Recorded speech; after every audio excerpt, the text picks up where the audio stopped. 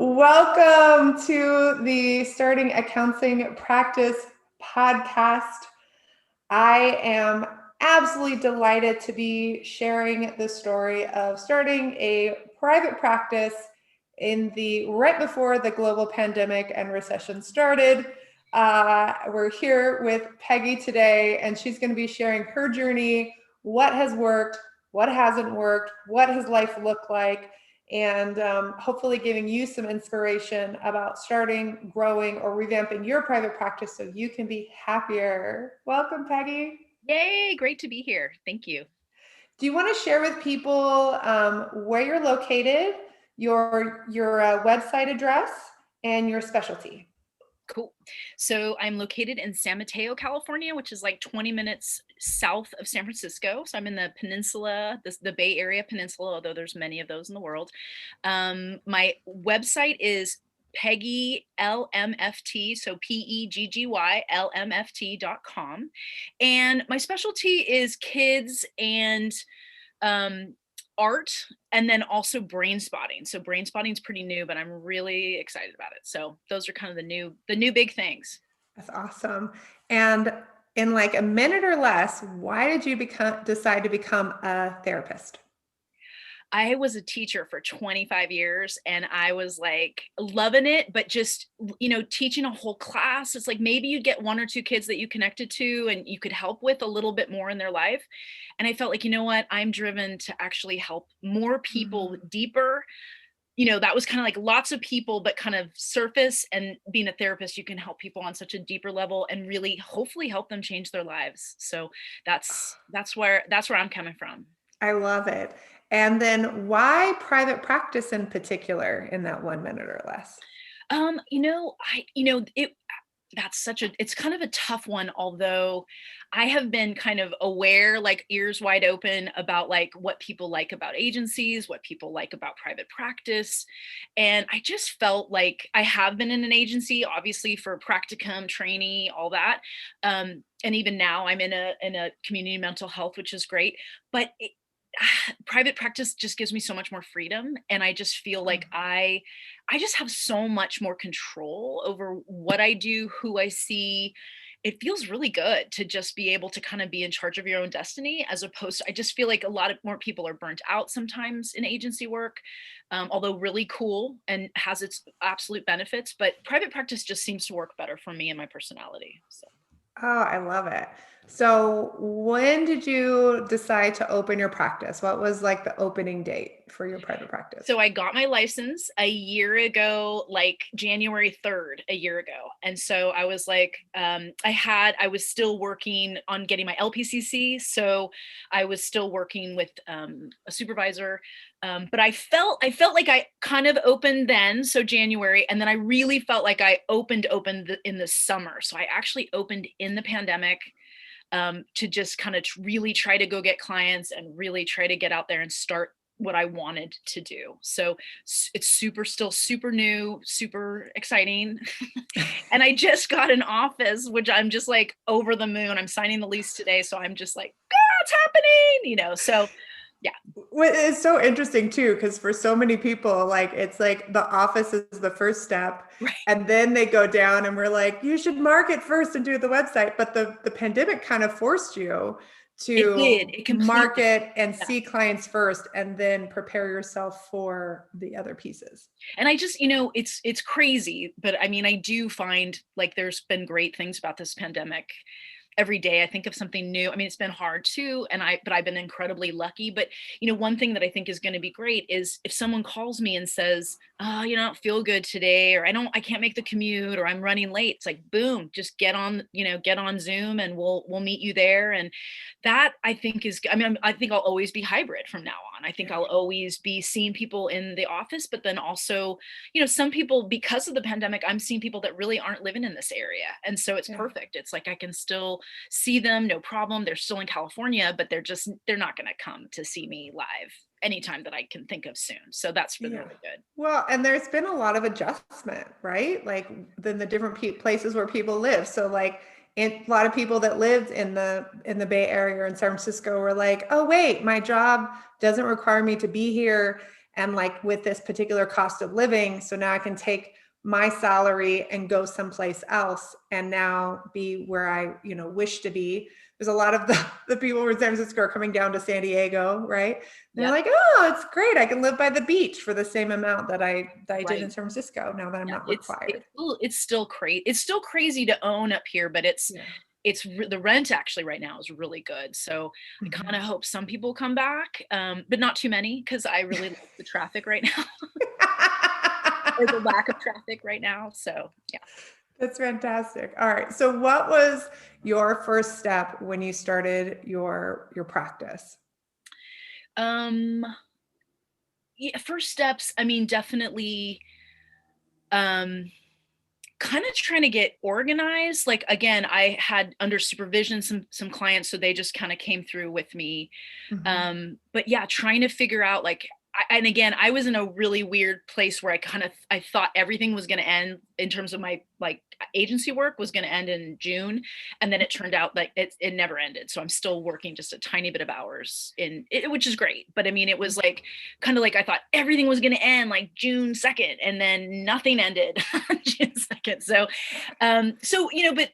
initially it was just sort of figuring out how to do this, like how do you start this? And I am also an artist, so I was super excited to do the website. Like I was excited for the, cards that we don't even use anymore, like, all the little silly things. But now I'm super stoked on just being a businesswoman. I mean, I think that's what, the boot camp taught me, is just like, you're an entrepreneur, like you are a business. Like that sounds so cool. Like I don't, It is so cool. It is so cool. And as a teacher, you're not a business person. As an artist, I should have been a business person, but I'm just an artist. So I'm not so good at that stuff, but you know what? I've gotten better at that stuff. Just learning, like, how do we do this? So yeah. How many clients are you seeing in private practice per week right now? I have about 20, I think about 23. And then I work 8 hours at an agency where I have another 4. So it's a lot. Yeah. How are you doing in terms of like making sure that you don't move into burnout with having that high of a caseload? And I just feel like it's a perfect caseload. I think if it was too much more, I wouldn't love it. But I think it's perfect right now. Again, back to like the independence, like I can pick what I want to do. Like I have days that are really easy. I have 2 days that are really hard, like that are really like 9 to 9, like with breaks, but I mean, still like a heavier days. But then I have 2 other days where I have that like time to do my private practice work. I have time to go into my, financial stuff and just clean everything up for the month. I can do that myself. And it's so nice to have that kind of just freedom to just do it. So I'm not going to be in the agency again after May, I think. But, who knows? But that might open up some more hours, or it might not. And one of the greatest things that I think I learned, so I went to the first, it wasn't your first, but it was my first retreat that I feel like was in end of July. And then I did the marketing, which I think is happening right now. Yeah. Marketing masterclass. And then I did the boot camp. So it was really good. It was really good. And because a couple things just you guys keep saying that really stick for me. And so that was really helpful to be like, okay, kind of list of things to do. What's your perfect day? The perfect day, like always resonates with me. Like I wake up every morning, I'm like, this is the perfect day. Like this is what I want. And something really important was, it was so cosmic that the boot camp 2 weeks were like kind of really cosmic for me. And then I got a couple new clients that week, like just from like who knows what, putting it out there in the universe. But also I had this dream that I didn't want to work on Saturdays, and I just had it. And then one person graduated, one person wanted to move into the week, and then someone else I just could move them into the week. And I think so that was, and I was just like, boom, that's exactly what I want.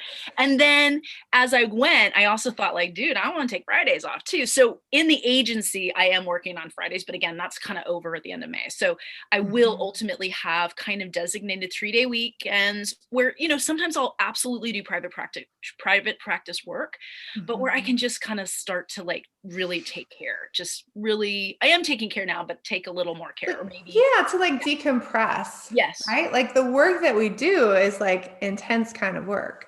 So Yeah. you opened, like you said, like you kind of started seeing a few people in January, right? And then you said summer is when you really were like, okay, I'm ready, I'm going for it. What month? Because summer is kind of a big. It is. I mean, I thought, so because my job kept shifting, and again, a lot of it was the pandemic, but because the job was shifting, so I would say like in my mind, it was July. Like I'm Okay. gonna take a month and really try to figure it out, and then really go hardcore. Mhm. I didn't take the month, but it's just been really, I have to admit, I've been so lucky. It's been very seamless. Like it's just kind of Mm. worked out and was very, oh yeah, this is what happens. Okay, this is next. Like what's next? Oh, this is next. So I would say I feel like I started it in July. Mhm. Um, that's probably a good, like, yeah, And start. what were your have been your most impactful marketing strategies for your practice and growing? Because 23, you're full, like Yeah, I'm yeah, good. like you're full. Well, again, back to being super lucky. I mean, I have gotten almost everybody from personal referrals. Mm, So I just recently have been getting my clients referrals, which is obviously the best. Like that feels so yeah. good. But I am in a really nice community. I just have been able to make some really, really good friendships. And I kind of get these texts every once in a while, like, "Are you still seeing? Do you have any openings?" And so that's what I've been like almost 100% on that. I do have a website. You guys helped me very much on that. I Mhm. still needs work. Obviously, I have Mhm. I have some stuff to change. I'd say a little bit from psychology today, perhaps, but again, I'm sort of like on that. So, Mhm. working through that. Um, but I'd say I mostly get almost everybody from just personal referrals. So Right? And it's such an interesting thing because, like, I've talked with a lot of therapists, and some people get a lot of referrals from other therapists. And then some therapists are like, I don't get anybody from that. What do you think has been impactful in terms of you building those kinds of relationships that have turned into really good referral relationships? What do you think you do differently that allows you to connect in that way where people trust you to make those referrals? I mean, I get, back to luck, but I mean, on hard work too. But I definitely have met like CAMFT, I don't, CAMFT, the Yeah. California MFT thing, had some like pre-licensed groups, and I really connected with a few of those people who I still am really in good contact with. And Mhm. I think I asked people if I could refer them, because again, I was really little at the beginning. I was like 2 nights a week and Saturdays, that was it. Yeah. And so, every once in a while I would get somebody that I couldn't fit in, or it didn't work. And so that was kind of me mentioning to friends like, hey, are you open for referrals? I'd really love. And I remember with one woman who I adore, I just said, if I go on vacation, can I just, have your number ready if they needed that? And she was like, awesome, great. And then she's like, can you do that for me? So that's been nice. A lot of my supervisors are also people that have referred me, which is really nice. So they, Mhm. have kept in touch with me, and then they're just like, oh, you know what, we need more people, in different parts of where I live. And it's like, great. So Yeah. I think I definitely feel like I put myself out there. Yeah. I would be down. You sound like an extrovert, but you could be just an introvert who likes lots of one-on-one. I'm not sure, but it's No, definitely. I am an ambivert. Like I actually, like, I get all my energy from being by myself, but when I'm with people, I'm just like, whoa. So I don't know what that is. It's perhaps a freak show is what it perhaps. I Uh, think that actually means you're an introvert. yeah, we'll get And energy alone. Yeah, yeah, yeah, because I get energy from people and I get energy from alone, and I need both types of energy to kind of like flow. yeah, yeah, exactly. So I am surprise everybody when I say I think I'm an introvert, and they're just like, you are not an introvert. I'm like, yeah, but I spend a lot of time by myself. Like I really, me and my dog almost every day. We're just, she's sleeping right over there. Like we just jive all day, and we go on tiny little walks, we go on big walks, but I am mostly by myself, and I love that. I actually really love that. And then Mm. when I'm really ready to see a client, I'm dying to go to a party. I'm sure you are too. Like just can't even remember. The last party was I think I can say this, my 50th birthday, and I had a speakeasy party where everyone had to dress in their 20s. It was a blowout. And then everyone's been like, that's the last party I've ever been to. I'm like, I know, me too. Like, that was it. It was a year and a month and a half ago. Like, oh my gosh. Party, so. Well, oh my God. I would not have guessed that you're 50. Good job. Good job on the skincare, all that good stuff. They had my friend found a place where they have outdoor dancing. And so I was able this last weekend to go into an outdoor place, with social distancing or what have you, with the DJ and like dance until I sweat. And it was like magic for me to feel like good in that way. So that's awesome. I'm going to look for that. I'm going to look. Yeah. Starting to, and my vaccine is all up to date. Yeah, that feels so good. So that feels even a little bit more like, okay, I know that like even outdoors and even with distance, there's some things, but like, just limiting the risk factors as we go forward. Oh my goodness gracious. I think that piece, right? There's so many people that talk about, I've got to be on social media. I have to be on blogging. My website has to be perfect. And I think there are so many ways to build a practice, and like really diving into like what makes sense for me and my clients. And that place of, you built real connections and relationships with people. You were not just saying like, hi, I'm Peggy. I'm new to private practice. I need your clients. Could you refer people to me? No. You were saying like, hey, I'm Peggy. Tell me about, I'm not going to be able to, like, I need referral sources. Tell me about your practice. What is your specialty? And then being able to refer out and build some of those connections. Yeah, it's great. And then there is a group in San Mateo, kind of San Mateo Peninsula, that is like it was awesome. We used to have like monthly happy hours and you just meet people. And it was always like, I hadn't got my license yet. So I was like, and they would be like, you got this, like, and so those are people that then I see on the listserv. So listservs are great too. Like, and I don't put it as much, cause I am kind of full. Like I don't put as much comments in there, but it's also a great forum for like, there's been some scams that have been going around. There's been other things that like, it's so helpful to have a community. Cause again, I think, and I'm going into an office by myself. So there is always that little fear of like, am I just getting tinier? And so knowing that there's a community, knowing that there are people like me that are like, even maybe in the new building that I'll be in, but also like in this area that, I can call, I can reach out, I can ask, and I'll even go back. A lot of people, right now kind of want to get some psychiatrists because there's some question about maybe medication will work. And it's like, I think what will really work is the end of the pandemic. But anyway, like absolutely. And I can kind of go back into the listserv and find like what other people have recommended for psychiatrists. And that's really helpful, but I would like to know a few more psychiatrists. I'd like to actually have coffee with them and like figure out like if that would be a good match for me.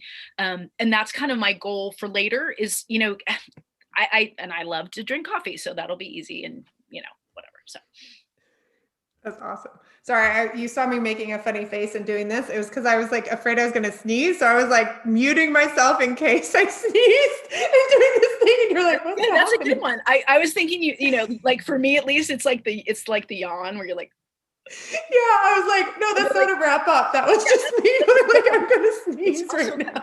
It looks like from Bewitched, where she just wiggles her nose and it's like magic happens. I don't know if you saw that show, but yeah. I did. No, I grew up on that for sure. I know there was two husbands, right? There was two Darrens. I don't think they explained that. And I don't think I was bothered by that at the time. I think I was like, one Darren was really kind of, I don't know. One was handsome and one was kind of nerdy, and they were both fine with me. I liked her. It's all about her. Yeah, exactly. And her daughter, and Tabitha.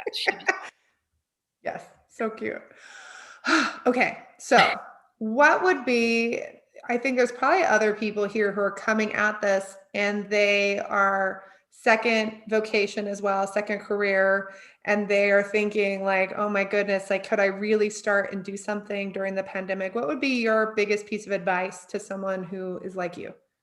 You can do it. You just can do it. It's just, you got to do it. If you're interested in it, if you're excited about it, again, everything for me has I will acknowledge that it was a lot of hard work, but I also feel like I have a lot of gratitude for just kind of what came my way.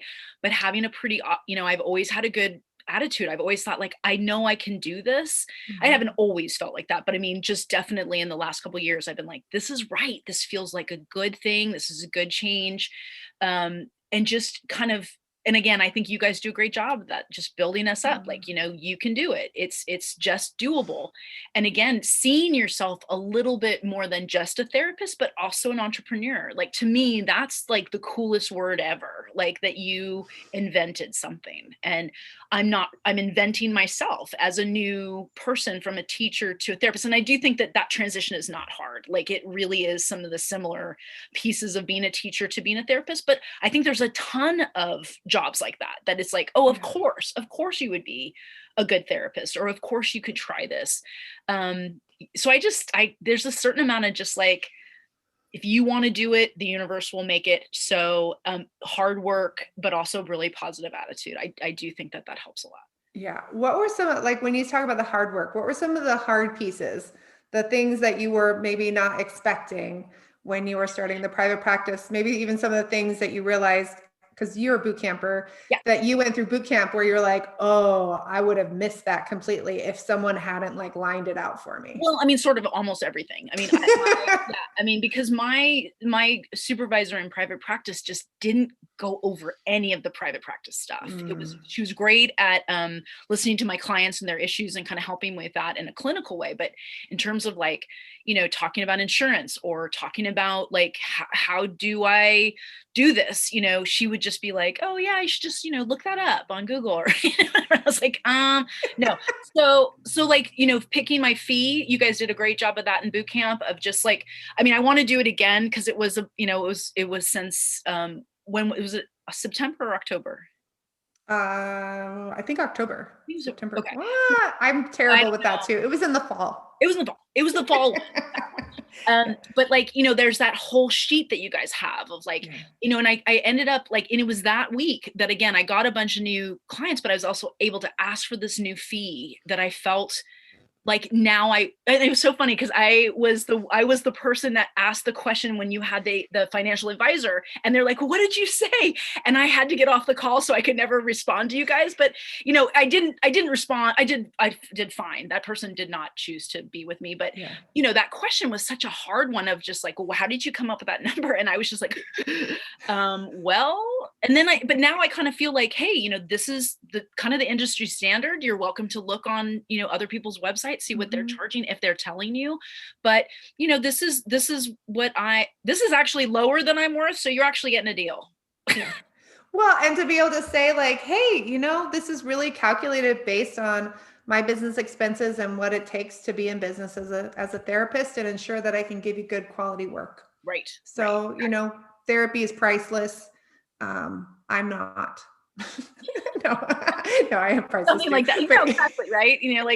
I mean, therapy is priceless, but it's also like, it's not something that, it costs money to make sure that I'm here and present. I do think that if you don't know about therapy, it isn't a bad idea to kind of call a lot of people and just hear that, because there is, in my area, there's not a huge wiggle room. But I know like when I was an associate in private practice, I was charging $60. Like, whoa, that was so nice of me, like, and those are still my folks. I mean, I've done a little bit of a bump up, but I mean, those are my people, and those are people that wouldn't actually be able to get therapy like consistently. So, so that's kind of also, I have a little bit of a, the sliding scale, and I have a few places for those kind of people that would be like, this is completely out of my range. And for me to be able to say, you know what, let me see what I can do, and be able to take some people. And I have some mid-range people, and then I have the full price. It's such that place of just knowing, like, as a business person, this is what it takes to be able to sustain my business and keep my doors open and make sure that I'm taken care of. Like, this is just the reality, right? Oh my goodness, this has been so much fun. So for anybody that's out there, and I know we're actually opening up boot camp this week. So if there is anybody out there who's listening, who's wondering about whether boot camp is impactful, what would you say? What would be your like 1-minute review of boot camp? I mean, for me, it was, you can only really talk about it when you've finished it, just because it is intense in the time. Yeah. Like it just completely got me on the right road. And so like there were some things that seemed like huge hurdles, and then I just did them. One thing was getting an accountant. I got an accountant early. Like I got that done. I paid I've never felt proud to pay my taxes. I was so proud to pay my taxes this year. I swear it was awesome. So like there seems like there's some insurmountable things. And the great thing is you can also skip those things if it's just too big for you. Yeah. But boot camp, it's great. It really gets you on the road. I think it's kind of like your college class that you didn't get to have because they didn't offer it, but it's really like, hey, this is what you can do. And again, I was like, I was a little overwhelmed. I was like, am I supposed to do that much in every day? And I was still seeing, all my clients. So it was like, Yeah. what do I do? I feel like I'm so much calmer now, and so much like I can actually get started right at kind of where I left off. When we start boot camp, like I can just be like, okay, here I am. And these are the things that I kind of had to say that is too big right now, but I want to do that, and then just be able to do them. And I'm guessing that as I go back to boot camp, there will be a number of things that I just did naturally that just sort of was like, oh yeah, good. I did that. Yeah. So. Yeah, I think that's the fun part. It's why we love that it's lifetime and being able to do those working sessions, because we only have so much time and energy just generally. And so to be able to just go like, okay, twice a year, I'm going to like dig in and give my business some attention, some really good care, and find those maybe some of those blind spots, make some adjustments and tweaks to make sure that everything's on track, and then move on. And then 6 months later, hey, give a little attention, see how it's going, and moving on. All that kind of stuff. So I'm really excited. I'm excited about boot camp coming up. And I definitely, highly recommend people to take it if you can. I think is the masterclass almost done? Was that this week? The masterclass, we're actually day 2 of 4 as of today. We're on Wednesday, March 17th. For those of you listening to the podcast, you might be getting this a little bit later. We have the replays available. It's a no-brainer. The masterclass has been so much fun. It's been so cool to hear people going and doing their homework and coming back and saying, oh my gosh, this is already changing my practice.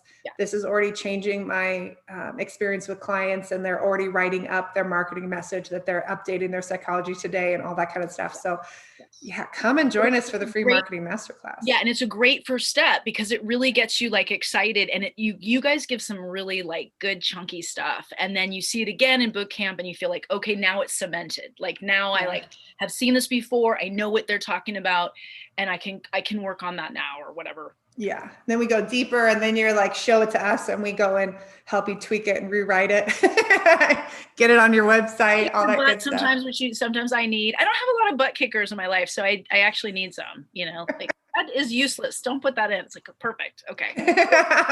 we like to nicely give nudges, little booty pats. Keep on moving up the thing. As Kelly said, Kelly and I we've done a couple of Spartan races together. And that like, I would literally like push her up over the things and by her butt, whoop, over the fences. So good to have a friend to do that. Right. All that fun stuff. So, again, check out our free marketing masterclass. Bootcamp will be open soon, or it may be open right now. And go and check out Peggy. I know she's full right now, but if you have someone that could be a referral for her, check that out, PeggyLMFT.com. Yeah. Okay. Awesome. Thanks again, Peggy.